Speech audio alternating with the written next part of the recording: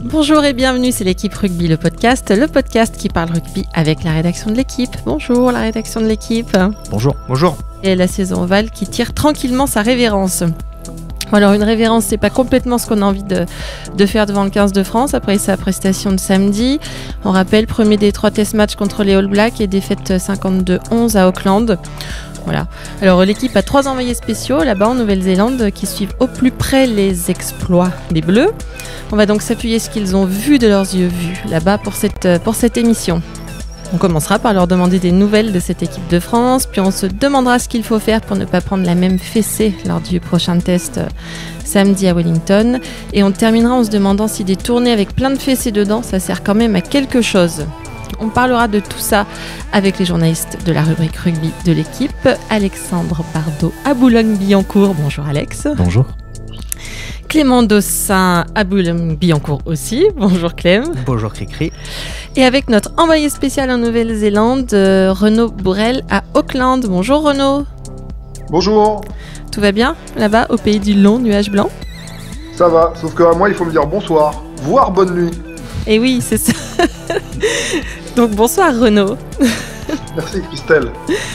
Voilà, vous savez tout, alors c'est parti, flexion liée jeu. Alors la semaine dernière, ici même, on rappelait que s'il y avait un match que l'équipe de France pouvait gagner dans cette tournée de 3 rencontres contre les All Blacks, c'était le premier. Bon, on y était presque, parce que les Bleus ont gagné la première mi-temps. À la pause, ils menaient 11-8. Et puis c'est comme qui dit réparti en quenouille, puisqu'en deuxième mi-temps, ils en ont pris 44-0. Renaud, toi qui es là-bas depuis un petit moment déjà, toi qui vois évoluer les joueurs, tu l'avais vu venir, cette fessée ? Si on reprend la jurisprudence des tournées d'été précédentes, oui. Après, on essaie toujours un peu d'être optimiste, de voir le verre à moitié plein, d'écouter le discours des joueurs qui nous disent qu'ils travaillent bien, qu'ils sont concentrés. Effectivement, en 2013, le premier match, il aurait dû être gagné, même s'il l'avait pas été. Donc on essayait effectivement d'être optimiste, même si face aux Néo-Zélandais, et étant donné l'état du rugby français actuel, c'est difficile. Et toi qui es avec eux au quotidien, pratiquement, on peut dire, ils sont comment ils sont en mode le groupe vit bien, c'est facile de travailler avec cette équipe. Est-ce que vous avez déjà entendu un sportif dire à un journaliste que le groupe vivait mal? Non. Non, plus sérieusement, déjà l'intimité est pas énorme.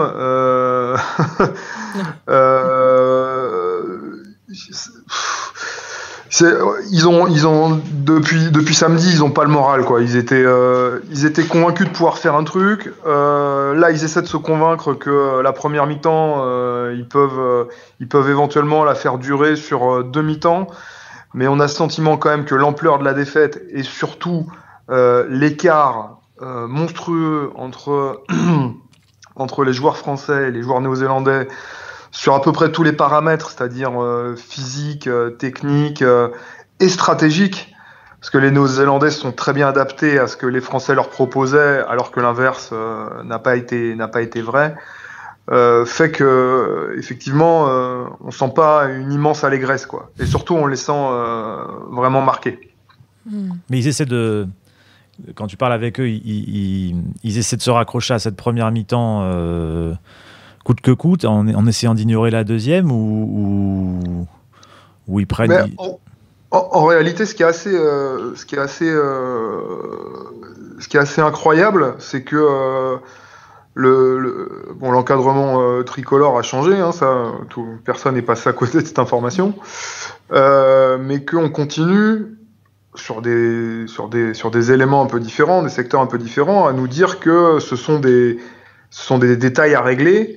Et alors là, c'est la défense qui a été pointée du doigt, et à raison. Donc que la touche aussi. Donc les systèmes ont été un peu mal compris, les annonces pas bonnes. Ce sont des détails à régler qui devraient permettre de niveler la valeur des deux équipes. Comme il faut aussi régler des détails en attaque, on est bien, quoi. Non, mais voilà, ça, on l'entendait déjà l'an dernier, donc c'était plus sur le système offensif. Donc à chaque fois, il y a des détails à régler, et puis, mais au final, ça fait, l'an dernier, c'était 20 points d'écart, et puis là, c'est le All Black, et c'est beaucoup plus. Donc, effectivement, c'est pas hyper réjouissant, et on se demande dans quelle mesure la méthode Coué, elle peut encore durer, parce que là, ça fait 11 défaites consécutives contre les All Blacks, quoi. Bon, d'ailleurs, on va passer au premier thème tout de suite. Justement, ce que tu disais, Renaud, samedi, à peu près rien n'a fonctionné. Le gros point fort de l'équipe de France lors du dernier tournoi, c'était sa défense. La défense a pris 8 essais. Jacques Brunel a dit on n'a pas raté beaucoup de plaquages. Alors, lui, non, certes. Enfin, ce qui concerne ses joueurs, ils sont quand même à 19% de plaquages ratés. Je lisais dans un excellent papier que les standards internationaux, c'est plutôt à 10%. En conquête, on a 5 lancers perdus sur 12 ballons en touche. Il y a une pénalité aussi sur introduction en France. Moi, j'étais en pyjama dans mon canapé. Je me suis dit que c'était le tournant du match. C'était à 47e minute. Le pilier joliment moustachu, Tuinou Coiffé, venait d'entrer pour sa première sélection. Je vais m'habituer, je vais m'y faire. Vous parlez couramment le Mallory ? Ouais, c'est ça. Lui, c'est un peu c'est le remplaçant du remplaçant. Un peu, je crois qu'il y a eu une épidémie aussi de forfait. On l'avait vu en larmes pendant l'hymne néo-zélandais. On pouvait se dire qu'il allait peut-être être un petit peu anxieux. Bon, il est entré, il a enfoncé tout. Il y a eu pénalité contre la France. Je disais aussi que le banc n'a rien apporté. Côté individualité, à part Grosso qui nous ont minutieusement cassé en 3 morceaux, on n'a pas vu d'individualité spécialement ébouriffante non plus. Du coup, on se dit qu'il faut faire quelque chose d'ici samedi. Alors, Renaud, tu nous donneras des nouvelles de Laurent Campistron, qui est là-bas aussi, parce qu'il a l'air un peu down. Dans son papier d'aujourd'hui, il nous lâche à quoi bon tout changer. Donc, je pense qu'il est pas au mieux. Pourtant, Alex, on peut décemment... Là, il est sur la fenêtre et je suis inquiet. Mais bon, oui. Pourtant, Alex, on peut décemment pas y retourner comme ça samedi. Non, effectivement, parce que ça pourrait faire beaucoup plus cher. De toute façon, il y a des recettes assez simples, basiques. Après, est-ce qu'elles fonctionneront face aux All Blacks ? Ça, c'est la question. Mais je me souviens qu'il y a 4 ans, l'équipe de France était allée en Australie. Elle avait pris 50 points à Brisbane, je crois, si je me souviens bien. Et la semaine d'après, ça avait fait 12-6 à Melbourne. 6-0, non ? Ou un score avec des pénalités. Donc, et tout ça basé sur retour aux fondamentaux, avec on se concentre sur la défense, on se concentre sur la conquête de nos ballons, et puis on essaie de bricoler avec ça. La question, c'est est-ce que ça peut tenir ce genre de recette-là face aux All Blacks qui, eux, sont capables d'exploiter, même ce qui paraît inexploitable. Mais la première des choses, si on veut faire mieux, c'est évidemment de soigner la défense. Il y a un nombre de fautes de défense dans le match de samedi matin qui est effarant. Des joueurs qui, à 3 contre 3, continuent de glisser. Des joueurs qui montent en pointe. Il y a même un... Alors, sur le coup, on ne prend pas, c'est laissé refuser, mais cette action où Kamisha est empêché de défendre sur Aaron Smith, à l'extérieur, on est en surnombre. Les défenseurs français sont en surnombre, et à l'intérieur, on est plutôt... voilà. Donc, il y a des joueurs qui montent sur le même attaquant. Sur la question de la défense, tu soulignais le nombre de plaquages manqués. Il est élevé, certes, mais il n'est pas monumental. Et d'ailleurs, les Blacks ratent à peu près le même nombre de plaquages que nous. Donc, dans la défense d'homme à homme, contrairement, je me souviens, le premier test l'année dernière en Afrique du Sud, qui avait été un désastre dans cette dimension-là, dans la dimension individuelle. Maestri rate 2 plaquages dès le début du match, et c'est après tout part à volo. Là, c'est la défense collective, c'est-à-dire qu'il y a des actions où on ne les touche même pas. Mackenzie qui s'infiltre. L'avant-dernier essai. Tout est trop facile. Sur un renvoi, ils font 3 passes, ils nous transpercent au large. C'est hallucinant, je veux dire, c'est indigne du niveau international. Donc, oui, je rejoins Alex là-dessus. C'est plus une question de repères collectifs, de défense collective, que de... parce qu'ils avaient envie, on peut pas nier ça. La première mi-temps, il faut quand même l'admettre, c'est vrai, les mecs s'envoient comme des gagas, quoi. Donc cette action défensive de la fin de la première mi-temps où les Blacks marquent pas, c'est assez fort. Pareil en tout début de seconde période, il y a quand même des moments où, alors évidemment, on subit et on sent que ça peut rompre à tout moment, mais où on résiste dans l'engagement individuel. Par contre, collectivement, après, sur la dernière demi-heure, mais c'est un désastre intégral, quoi. Renaud, au micro de Canal, à la fin du match, Maxime Médard disait qu'il allait falloir y aller au casque la semaine prochaine. Tu es d'accord avec lui ? Non, je suis pas d'accord avec lui parce que déjà le problème face aux All Blacks, c'est qu'un plaquage loupé compte double en fait. Parce qu'une fois qu'ils ont franchi le premier rideau, ils ont tellement de solutions pour le joueur porteur. Et pour celui à qui il va faire la passe, qu'on aura encore d'autres, que ça va très souvent au bout. Donc avoir un premier rideau poreux, c'est létal face aux All Blacks. Ensuite, moi je pense qu'on est aujourd'hui à un niveau de rugby. Au niveau international, où vouloir faire la guerre à une équipe, ça n'a plus de sens, quoi.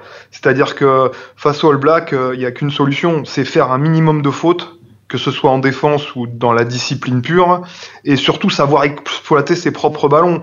Et sur le peu de ballons corrects qu'on aurait pu exploiter en attaque, on a aussi manqué de justesse et d'efficacité. Je vois un 7 contre 2 très mal joué par le talonneur remplaçant Pélissier qui envoie une mauvaise passe pour Bastaro qui veut la visser pour à tout prix aller sur les extérieurs alors qu'il faut la jouer simplement et dans le bon rythme.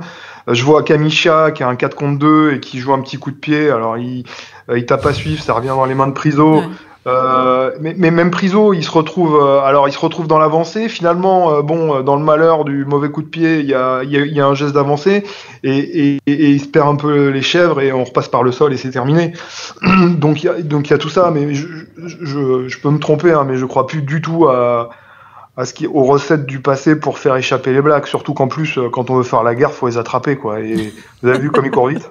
Ouais, et puis ils ont des arguments aussi physiques qui font que si on leur fait la guerre, ils vont y répondre. Là-dessus, il n'y a aucun souci. Non, je suis d'accord avec toi, Renaud.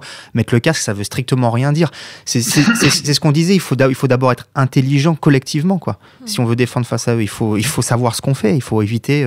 Et à droit sur les ballons. Ouais. Enfin, il faut être. Ouais. Il y a plein de choses. Il y a tellement de choses. Et offensivement, tu faisais un petit inventaire. J'ajouterais une passe de Sanconi dans les chaussettes de Maestri sur un rare temps fort dans les 22 adverses en première mi-temps. Évidemment, la passe interceptée de Pélissier pour Thomas qui fait essai à l'inverse.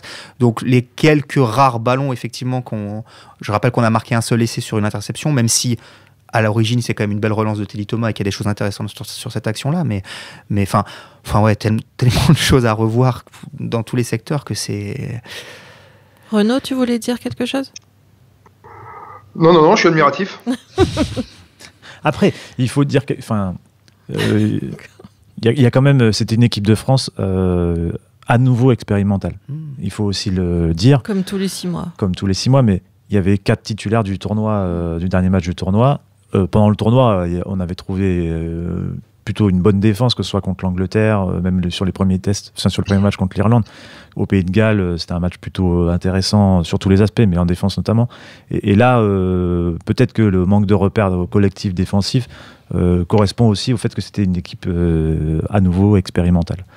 Donc peut-être que ça va aller en s'améliorant, que les repères vont venir, que les repères. Ce qui est bizarre quand même, c'est que ces repères-là, tu les as quand même pendant la première période. Il y a quand même, dans les 10 dernières minutes, tu souffres terriblement. Et même un peu avant, tu commences déjà. Il y a des brèches qui s'ouvrent au bout de 4-5 temps de jeu, des mecs qui montent pas assez vite, des mecs qui montent pas sur des attaquants en face d'eux.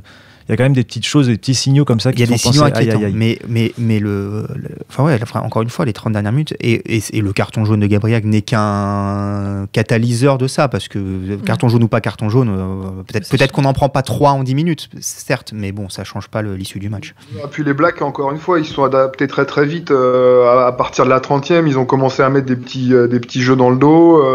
mettre une pression différente et c'est aussi là que la défense a commencé à se perdre, se perdre dans son système. À jouer vite les touches, à laisser le ballon sur le terrain, enfin à nous faire aussi, on n'en a pas trop parlé, mais je sais pas comment étaient les joueurs à la fin de la rencontre, Renaud, s'ils estimaient qu'ils avaient explosé physiquement, souvent ils le nient.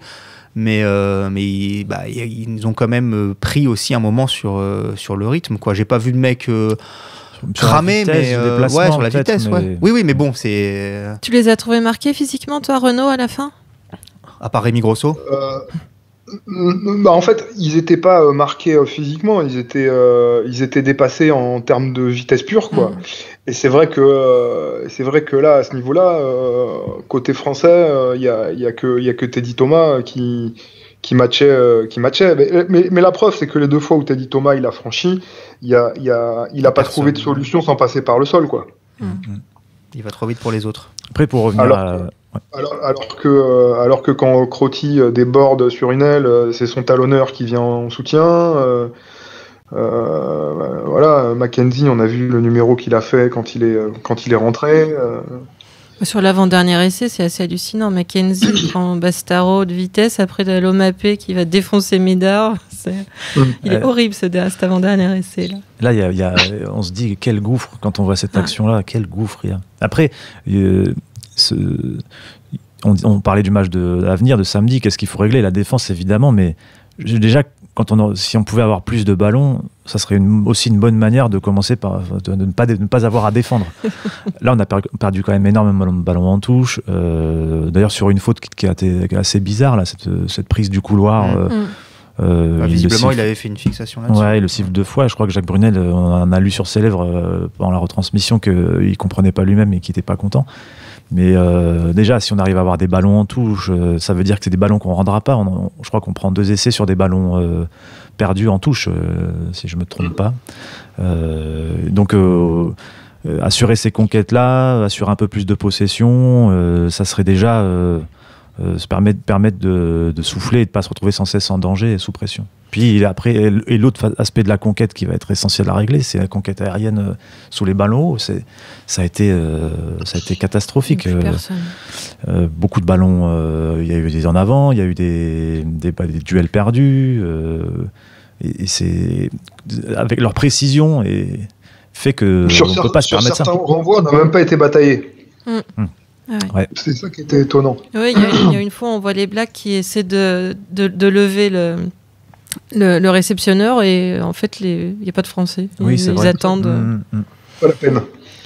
Et Renaud, en ce qui concerne les joueurs, là, dans le papier aujourd'hui de Laurent, on voit Brunel qui a l'impression de ne pas avoir beaucoup de solutions. Je crois que c'est notamment en 3e ligne, non?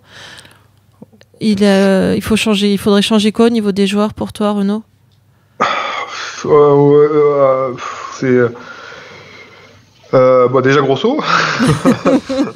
On rappelle un Grosso, il s'est fait prendre en sandwich par deux All Blacks. Il a une double fracture des sinus, donc sa tournée est terminée, l'ailier clermontois. Ce qui est certain, c'est que qu'en 3e ligne, l'équipe de France, elle a montré des limites. Elle manque à la fois de puissance, elle manque un peu aussi de déplacement, de bons déplacements. Une solution avec les All Blacks, c'est d'essayer de ralentir leur jeu. Or, on a été absent au sol. Alors, c'était vraisemblablement pas un ballon gratté. Pas un ballon gratté. Vraisemblablement, c'était une stratégie pour éviter de dépouiller le premier rideau.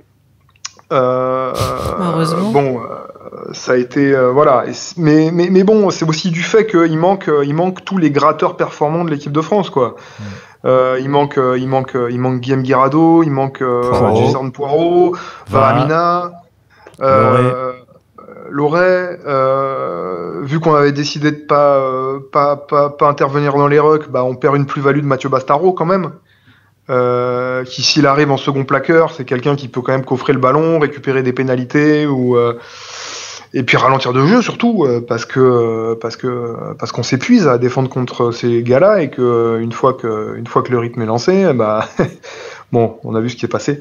Donc peut-être, je pense qu'il peut y avoir des sanctions, effectivement. Kevin Gourdon, le pauvre, il est coupable sur 3 essais. Voilà, on voit ça. Est-ce qu'on renforcera pas le secteur aérien en titularisant Benjamin Fall aussi? Ouais. Donc Benjamin Fall, faire rentrer Billot, qui est récent champion de France, qui est plein de fraîcheur, qui a de l'envie. Qui est un leader. Voilà, l'activité. Mais dont on ne sait pas ce qu'il vaut au niveau international pour Non, l'instant. mais il faut le lancer, je pense. L'activité d'un Leroux, bon, c'est voilà. Kylian Galtier, c'est un joueur qui est formé en 3e ligne centre, en numéro 8. Même s'il joue peu à Montpellier. Et qui a de la vitesse. Voilà, ce sont des pistes. Elles sont pas énormes, mais après, je sais pas si ce serait la solution de tout bazarder. Après, il y a aussi l'espoir d'un retour de Wesley Fofana qui lui a plein régime et un joueur qui pourrait jouer en face, comme on dit. Il s'est entraîné normalement cet après-midi. Il pourrait faire du bien, voilà. Mais voilà, on est dans le cosmétique, quoi. Ouais, c'est sûr. Puis ouais, c'est pareil sur Wesley Fofana, il revient de 2 longues blessures, il a fait une fin de saison correcte mais pas transcendante. Et Geoffrey Doumerou est en tout cas à mes yeux un des joueurs qui a été le plus performant, c'est peut-être pas le mot, mais en tout cas il a sauvé des coups en défense, il a été bon dans le repli. Lui, pour le coup, est un joueur intelligent défensivement, voilà, et précieux, qui sait gérer les sous-nombres, plutôt les sous-nombres défensifs. Donc, Mais il y aurait besoin de... C'est sûr qu'il y aurait besoin d'un peu de vitesse dans cette équipe, il y a besoin d'un peu de... Non, mais on disait Benjamin Fall tout à l'heure, c'est sûr que Benjamin Fall, il a une qualité sous les ballons hauts qui est très intéressante et qui fait que c'est une super option, que ce soit à l'aile ou à l'arrière. Mais après, il y a aussi besoin de jambes. On a vu que Teddy Thomas avait réussi à créer quelques situations intéressantes. Ficou a pas fait une très bonne rentrée, mais c'est aussi un joueur qui a cette capacité à intervenir un peu partout avec beaucoup de vitesse. Donc pourquoi pas envisager aussi à l'aile. Il avait fait une bonne fin de tournoi à l'aile à la place de Grosso. Ouais, ça reste quand même pas son poste de prédilection. Il joue quasiment jamais, voire absolument jamais en club. C'est quand même étonnant d'espérer d'attendre de lui que ce soit un ailier de niveau international. Non, c'est sûr, mais il faut essayer d'apporter un peu de vitesse aussi, je crois, que ce soit pour défendre ou pour trouver des solutions offensives. Là, on en a manqué un peu, j'ai trouvé. Ouais, on était perdus, quoi, déboussolés. C'est Fabien Galtier qui disait dans la chronique dimanche, on peut pas non plus accabler ceux qui sont rentrés, parce que rentrer dans un match comme ça, il y a rien à quoi se raccrocher, quoi. Il y a plus de branches, il reste qu'un tronc lisse. Et quand on voit la passe en avant de Ficou à l'arrêt, tout ça pour dire qu'ils avaient plus de repères. Enfin, ils étaient perdus, quoi, perdus. Donc ouais, offensivement, ce mouvement qui peut être intéressant. Là, je pense à celui-là qui finit avec l'interception de Pélissier. On se fait des passes 10 mètres derrière. Enfin, on a l'impression qu'il n'y a plus aucun repère collectif, quoi, que les mecs savent plus quoi faire. Mais ce qui va être intéressant, c'est de voir aussi, je ne sais pas si Renaud il a des infos là-dessus ou s'il a eu l'occasion d'en discuter avec Jacques Brunel. Jacques Brunel, il est quand même... il aime bien la stabilité. C'est un mec et puis aussi de mettre les joueurs en confiance. Là, on va voir ce que ce test va créer comme réaction chez lui. Est-ce qu'il va avoir envie de dire à ses joueurs... moi je vous maintiens parce que je vous fais confiance, mais à vous de montrer autre chose, ou est-ce qu'il va taper du poing sur la table et écarter ceux qui ne l'ont pas convaincu du tout? Le problème quand même, c'est qu'on est parti en tournée avec sans une quinzaine de joueurs importants. Donc on a déjà une équipe de France qui est, comme tu le disais, expérimentale. On va pas dire que c'est une équipe de France B, c'est pas le cas, parce qu'il y a des joueurs importants qui sont là. Mais donc, et ce qui veut dire que ceux qui sont derrière sont quand même des joueurs. Je pense par exemple au poste d'ouvreur de Plisson, qui sont très moyennement légitimes à être là. Donc, ce que je veux dire, c'est que le réservoir là-bas en tournée, il n'est pas immense, quoi. Donc, il va quand même être obligé de s'appuyer principalement sur, je dirais, au moins une dizaine des mecs qui ont perdu ce premier test, quoi. Enfin, je vois pas comment faire autrement. Renaud, il en a dit quoi, Brunel, de ça? Il en a parlé ou pas du tout? En fait, c'est assez flou parce que au départ, il dit que c'est une tournée c'est la dernière tournée pour se montrer avant de resserrer le groupe en novembre. Donc, ça suppose quand même qu'il va essayer de voir des joueurs. Même si je suis d'accord avec Clément, il y a des joueurs qui sont là pour faire le nombre, quoi. Je pense au jeune talonneur Pierre Bourgarit, c'est une bombe en devenir, quoi. Mais il est là parce que Guillaume Guirado a été judicieusement laissé à l'herbage, quoi. Donc après, il y a quand même des joueurs avec la performance qu'ils ont fait ce week-end, c'est quand même difficile de les réaligner. Et quand tout le discours de la semaine est de dire que c'est juste des détails à régler, c'est compliqué aussi de complètement bouleverser l'équipe. Alors ça veut rien dire ce que je vais vous dire, je viens de vous dire. Hein. Mais t'as raison, c'est vrai que le discours est difficilement déchiffrable, quoi.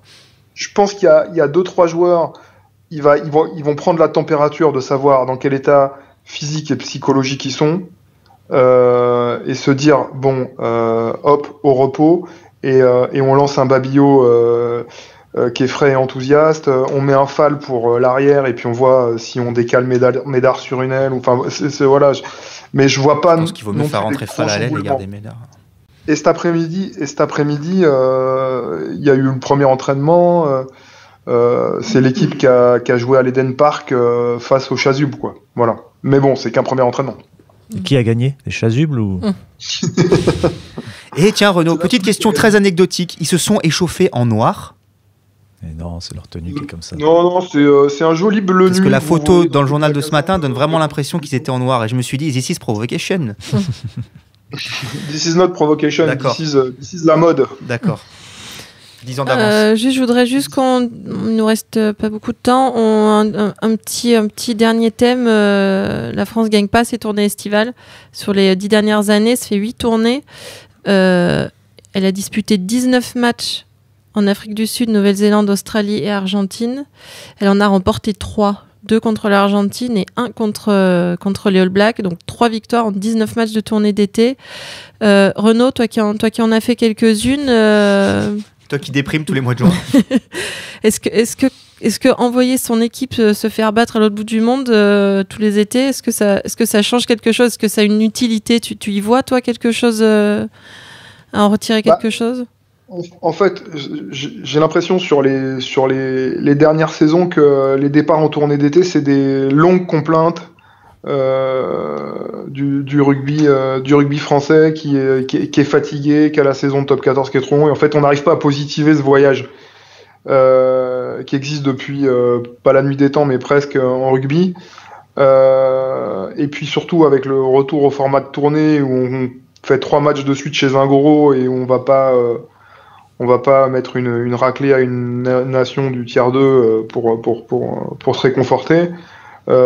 C'est encore plus dur. Donc tant que cette démarche elle sera négative, effectivement on tirera pas grand chose de ces voyages et c'est à la fois dommage et à la fois consternant. Il y a qu'à voir avec quelle gourmandise les gens qui aiment le rugby ils attendent les tournées des Lions. Là à la télé néo-zélandaise on passe du rugby en permanence. On a pu voir Australie-Irlande, il n'y a pas eu beaucoup d'essais, mais c'était un match de belle intensité. On a pu voir Afrique du Sud-Angleterre, c'était un très très beau match aussi.